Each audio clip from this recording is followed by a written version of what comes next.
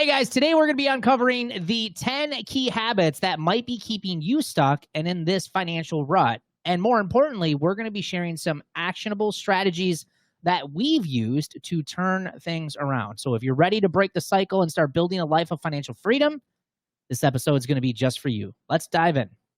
Hey guys, I'm Brett Nelson, founder of Debt Free Dad. I paid off about $45,000 of debt, have been debt free now for more than 11 years outside of my mortgage. I've also been fortunate to help thousands of other people save and pay off tens of millions of dollars with the work that we do here at Debt Free Dad.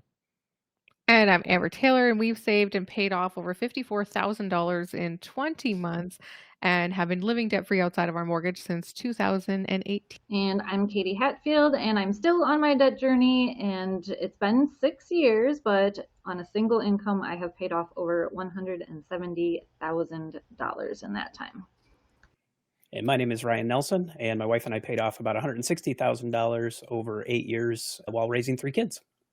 Now, super cool, guys. If after listening to this episode, if you want to take your finances a step further, you'd like to get started, you'd like to get better results, and seriously, as little as just 30 to 60 days, we're going to be sharing some details about how you can get started with that later on in today's show. So, guys, fun topic. I think it's kind of fun because it picks on a lot of the habits that kept us broke for many, many years. But I think it's been a while since we've done an episode like this, and I think sometimes it helps to kind of rub your nose in, your bad habits. You got to kind of wake some people up. You got to turn some light bulbs on and shake them up and be like, no, you can't be doing it like this because this is what's keeping you broke. And in all fairness, I think we should let everybody know.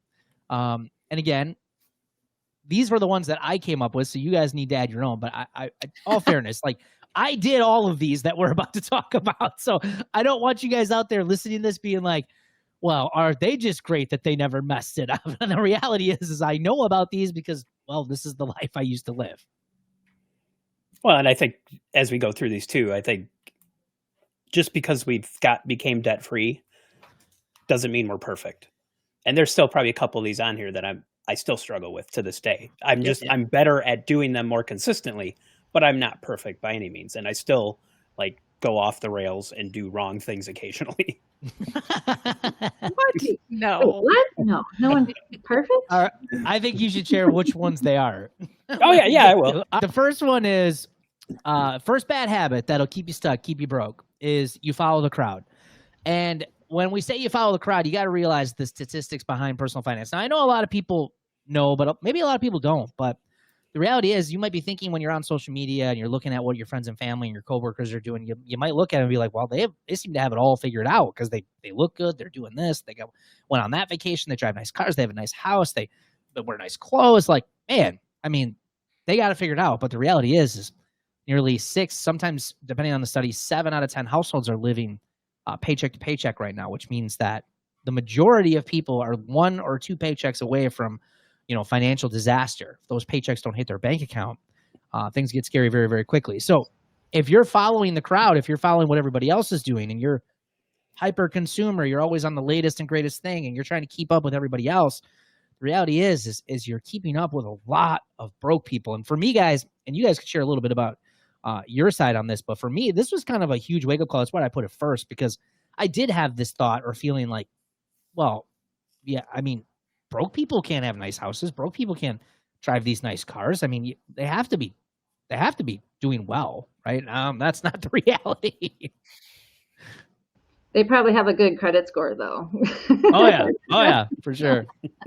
But this is why you have to remember everyone on social media is also using a filter that takes off the little lines and wrinkles and all the things on their faces. So you're only seeing the best parts that they allow you to see. They're not showing you the room full of crap that's behind them right now because you've been cleaning out all the things in your guest room. So That was totally me. I mean, I'm not ashamed to admit it now. I mean, I posted the big house and the nice cars and the vacations and look at us. And, I just remember people be like, man, you're just doing so well. And, and then everybody would leave and it'd be like, don't spend $20. We got $28 till payday.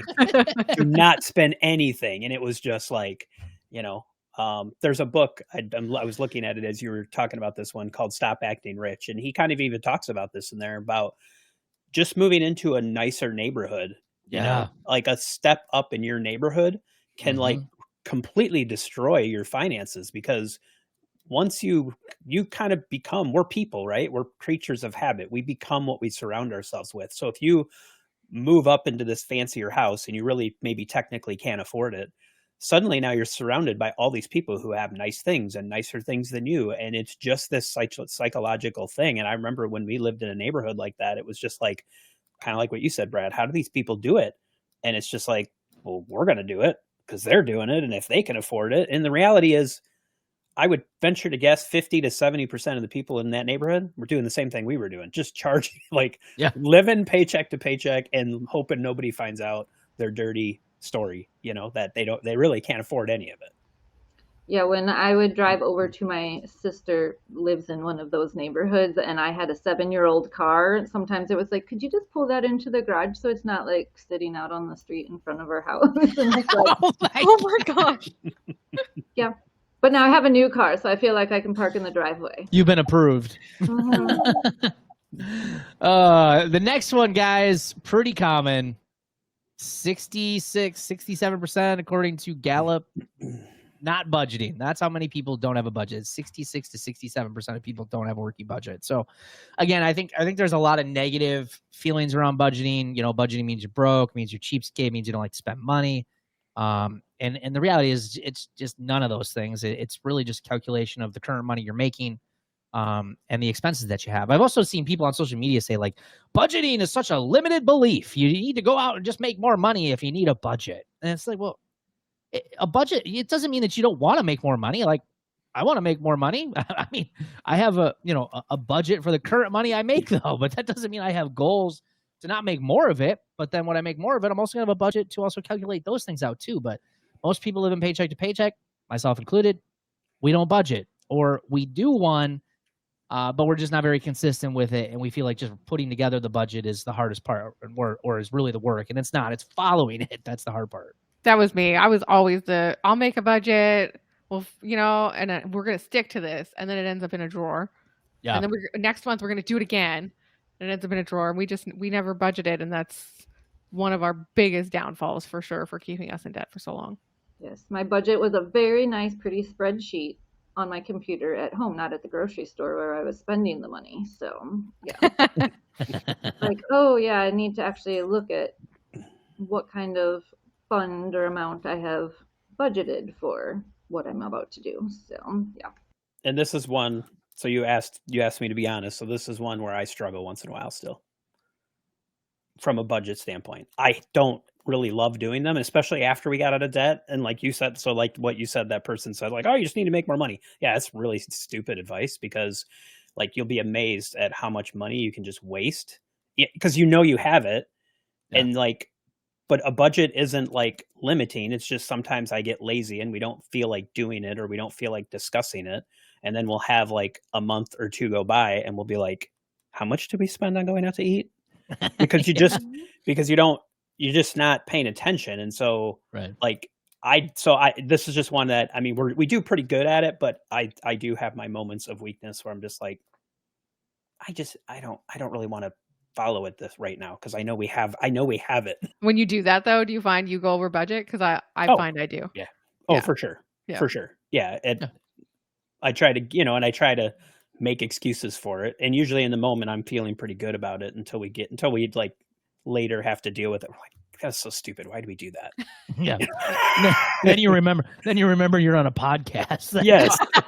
Yes. Well, I just want to, like, I want to make sure as people listen, like, we're just people, right? Mm-hmm. I am not perfect, and I don't want to ever come off on this as like, I just know totally everything about finances, because the reality is, even when you're out of debt, it's like anything. You still have the temptations and all of it's so easy to fall right back into old habits, even once you get out of debt. I mean, like you've said it, Brad, debt will take you back in a heartbeat. So It is super easy to get right back to it. Yeah, so absolutely. I have to stick to that too because I've been a little swipe happy this year, unfortunately. And it's so true. Like, I have made so much progress, and then you just start to go back down that slope, and it's like, oh, this slide, I remember this going backwards very quickly. And it's like, okay, pump the brakes and all right, put the credit card back where you can't find it. And yeah, I admit it's hard. It's a struggle. I think once you reach debt freedom, you don't have any pay. You kind of do go on this little, and actually, if I've suggested this to a few people who do it, they're like, well, what do we do next, Brad? I'm like, just take a break, spend some money, like go have fun for a while, like, have a budget, but be somewhat intentional. But even if you're not completely, it's okay for a little while. But I also say give yourself a time limit too, because that can go on and on and on if you're not careful. But when you get out of debt, you should have fun. You should enjoy that moment for a while. Because you've earned it. I think it's good. So I think, some careless spending here once in a while, especially when you get your financial, crap together, so to speak, I think is okay. I think it's good for you. Next one, impulse buys, guys. According to Shopify, 40 to 80% of all purchases are made on impulse. 50% of all grocery purchases are made on impulse. Or it's that old saying that we always have of, well, it's only a few dollars, or, well, we worked hard this week, or whatever, right? But it's those impulse and those emotional purchases that can really, really mess things up. Right? How do you waste $10,000 in a year? Spend about $28 that you're not like, Yep. oh, it's just $5 here and there, but $28 a day, less than $28 a day, you too can be a financial wreck. And it's not even though the impulse buying, it's not even just like the, oh, I'm in the grocery store and here's this awesome checkout aisle where you're going to grab stuff. It's on your phone. You're in it all the time. The TikToks, the reels, it's like they're freaking getting good at selling you stuff when you didn't even know you wanted it. And you accidentally hit that shop now button because they make it like the whole ad, like the whole So screen. easy. And you're like, I didn't mean to touch it. And then all you get are ads now, like, you're missing something. This was in your cart. Are you sure you go back and buy it now? And it's like, go away. And you can't make it stop. Yeah, admittedly, I have to say I've fallen for a few of the TikTok ones. I bought a pillow off there. That thing was pretty nice. I mean, it wasn't a bad purchase. I bought a belt off of TikTok. I was like, oh, that's cool. Next one, guys, is one that I probably struggled with the most as it related to paycheck to paycheck living, is just ignoring savings altogether. Like I was the worst. I didn't save anything. I saved nothing. Never had, more than a couple $100s in a savings account at any time, probably all the way until I was like 31 years old. But yeah, ignoring savings altogether, whether it be, saving up for purchases, saving up for, having a small savings account of some sort, or even just, even the thought of even investing is like, what's that, right? I just never even thought about any of that stuff. It was always just living for the moment or that day. For Gen Xers, I don't have it for millennials, but for Gen Xers, the median 401k account balance right now is only $54,000 a year. Yeah. And for Gen Xers, I mean, we're talking the youngest Gen Xers probably have 20-ish years till retirement, and the oldest Gen Xers are probably getting closer to that 10-year. We were terrible at it too. And when we got out of debt, I mean, we just started throwing money in it because it was like, it just all of a sudden hit. When you're younger, you just don't think about it, right? Yeah. 50's old. What's 60? That dude's like ancient history. And then all of a sudden you blink and you're like, oh my gosh, like we're going to have to retire in like 15, 20 years. Yeah. Well, that's the part that sucks. Like you mentioned, when you're younger, you always feel like, well, I got plenty of time for that. But the reality is when it comes to the magic of like compound interest and long-term investing, it's the early years that you really need to do it. Yep. And that's the part that sucks. That's the part I regret the most. Because now that I know what I know and I know the math behind it, it's like, man, I wish I would have just focused on that a little bit more and how much further ahead financially you could be. But as you're young, Ryan, like you pointed out, it's like I got plenty of time is the excuse you give yourself. Think about it though, like when you were back then and you had debt and you were living paycheck to paycheck, it didn't even seem feasible to save. Right. So if you can even pull aside like $20, $50 a month just to get started when you're in your 20s, oh my gosh, that'll make a huge difference. Yeah, the next two kind of go together. It's relying on credit cards and debt products, but also living beyond your means. But I think, I mean, I fit into this, no question. Relying on credit cards, especially for, you know, unexpected expenses. I mean, heck, we're sold this idea by the financial industry. You know, credit cards are for emergencies. Your home equity, you know, line of credit, that's for emergencies. When things go wrong, you use debt. You know, it's just like you're constantly fed this message, and you just begin to believe that that's just the way it is. But then you flip it, and you also are like living beyond your means by using the debt. It's like we just talked about, you know, keep up with your family, your friends, your neighbors, things like that. Well, reason why a lot of people, or the only way a lot of people are able to do that, is by, you know, debt products and swiping credit cards and things like that. And it's detrimental. It's easy to live beyond your means when you have all those subscriptions, all the streaming services, all the food deliveries, all the clothing boxes that come to your door. It's just like, oh, it's just a little bit. It's just a little bit. And then you add it up, and that was my gut punch moment, was when I did the first, like, oh, how much am I bringing in? How much am I spending? And it was anywhere from $500 to $800 a month above and beyond what I was taking in. And it's like, okay, I'm the problem. It's me. Hello. Yes, I need to make some changes.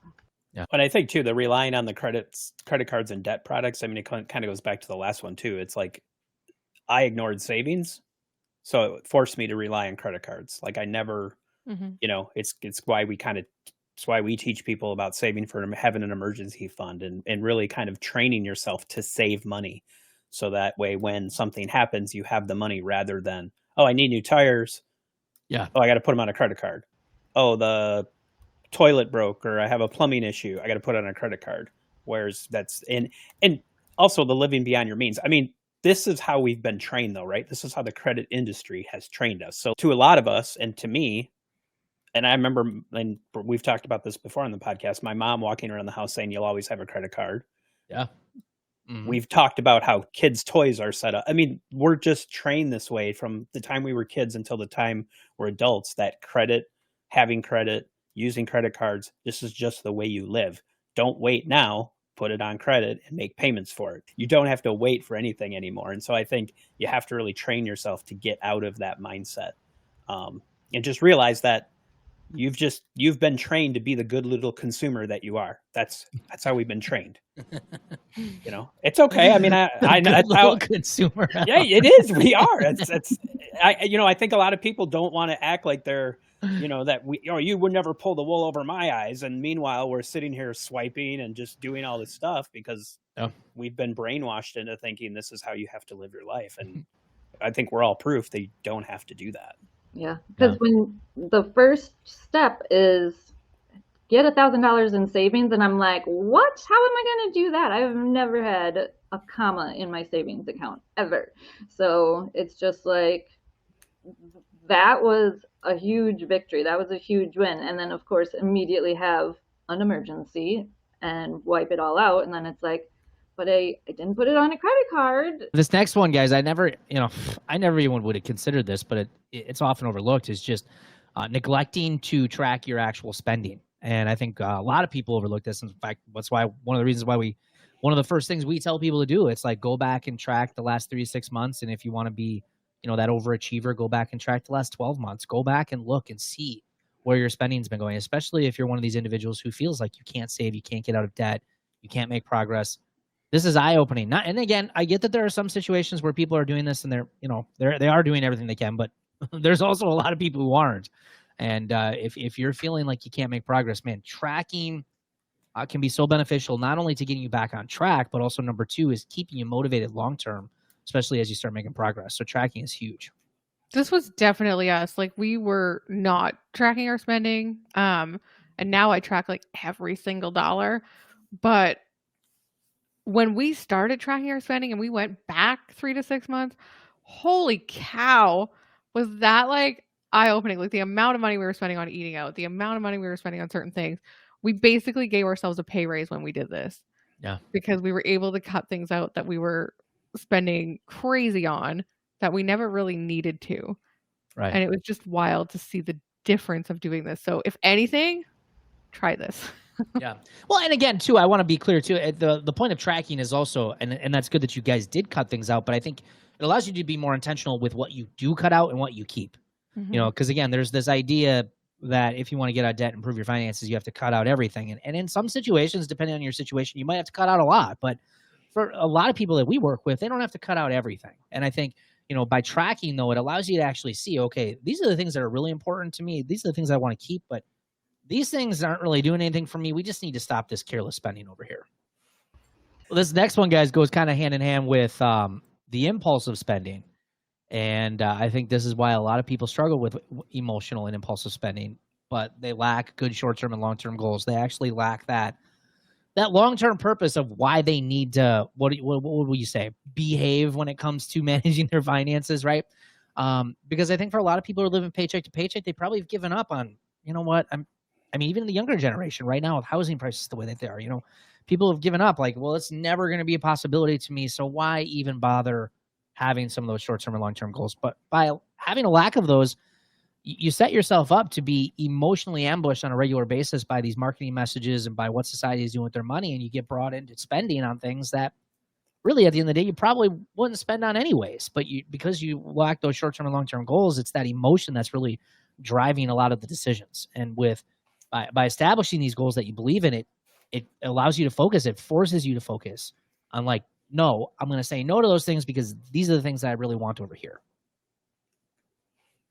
This was where we really got very clear on kind of our big why, you know, what are we trying to accomplish? What is our really big goal? What's the purpose of really taking control of our finances and getting very clear? Like our goals in the past were like, I want to retire one day. And it's like, well, great. But then like tomorrow, it's like easy to be like, I'm going to buy that thing. I still retire one day. I mean, I said I want to retire one day. I'll still do that one day.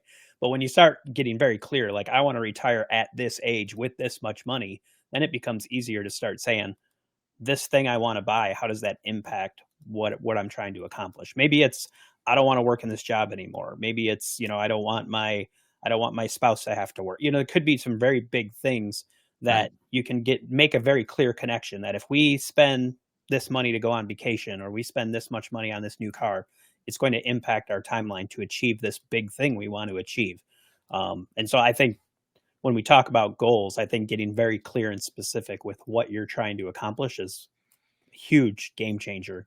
Well, when you set these things up, it almost sets up like what I like to kind of picture in my mind is like almost like a filter, you know, you're putting into your life of, you know, do these purchases fit within this filter? You know, it does it, you know, and if they don't, it is like you said, it's an easy no. It becomes a lot easier to reject a lot of those things that you don't need to meet those goals because of that filter. Last one, guys, is you don't prioritize or have a good debt payoff plan. So you accumulate the debt, but you don't really have a good plan of how you're going to pay it off. Now, we are all really good at selling ourselves on this idea that we're going to pay that off, right? I mean, you look at those 90 days, same as cash, 1 year free financing. I mean, I can't tell you how many times I signed up for some of those things. It was like, yeah, I'm really going to pay those things off. And all of a sudden I'm getting hit with the accrued interest on it because I never had a serious plan of ever paying it off. So it's one thing to like tell yourself that, but it's another to actually do it. So a lack of that debt payoff plan is not going to be good. As I was cleaning things out recently, I found like a planner or something that had like my New Year's resolutions in 2014, and it just said debt free. And I'm like, knowing what my number was back then, did I think I was going to do that year? Like one solid year, and here I am 10 years later and 6 years into this journey, and it's like I still got some to go, but I mean, it's definitely a smaller number than it used to be by tens of over 100,000, almost 200,000 at this point. All right, guys, if you want to improve these habits and you want to pay off more debt, say you want to save more money, let's say you want to take control of your finances once for all and actually start seeing some amazing results in just as little as 30 to 60 days, all you got to do is head over to debtfreedebt.com, click on the green button at the top of the page, and we're going to show you how you can get started today. Hey, as always, guys, congratulations to all of you guys who are taking a stand for your financial lives and are wanting better. Hey, we get that getting out of debt isn't easy, but with our help and with your hard work and consistency and discipline, We promise you guys that this will be some of the best work that you guys do in your entire life. Thanks for joining us on today's show, and we'll see you guys on next week's episode. Take care.